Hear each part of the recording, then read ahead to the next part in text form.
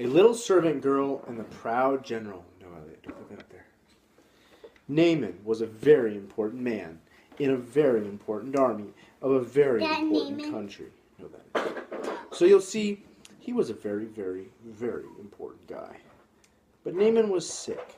He had leprosy, which is a nasty thing that stops you from feeling anything when your skin starts falling off. Bits of you fall off without you even noticing, like bashed fingers and squished toes. It might sound funny, but it wasn't. And Naaman certainly wasn't laughing. There was no cure. It never went away. And in the end, it killed you. Naaman needed help. Now there was a little slave girl who worked for Naaman, and she knew someone who could help him. But there was a problem. Naaman was her enemy. Not long before, Naaman had led an army raid on her home in Israel. He had killed her whole family and carried her off to Syria and made her into his slave. Every night she cried herself to sleep. She had lost everything. Why would she, of all people, want to help Naaman? Didn't she hate him and want to hurt him back? Didn't she want to make him pay for the wrong he'd done? That's what you would expect. But instead of hating him, she loved him. Instead of hurting him back, she forgave him. I want Naaman to get well, she said to her mistress. There's a man in Israel called Elisha who can heal him.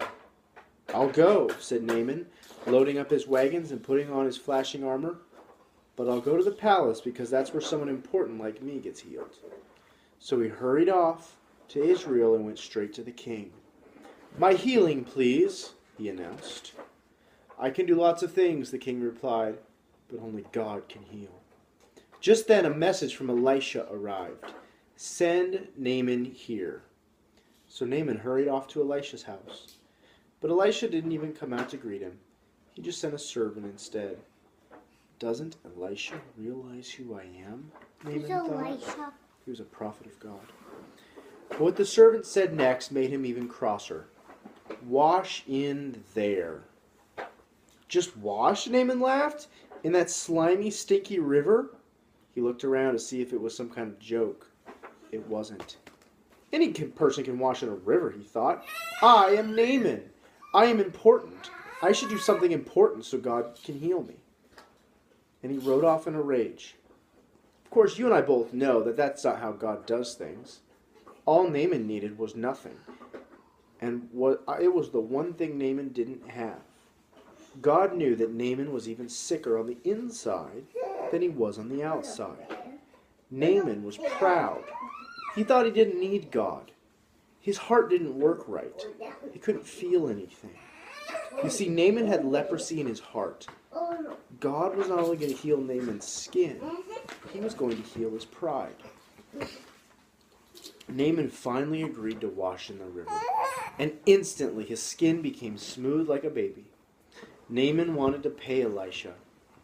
You can't pay, Elisha said. God healed you. It's free. And so it was that a very sick man was healed, all because of a little servant girl who forgave him. God knew sin was like leprosy. What's this thing? That's his beard. It stopped. God knew sin was like leprosy. That's right. It stopped his children's hearts from working properly. That's a bear. No, that's a man. And in the end, it would kill them.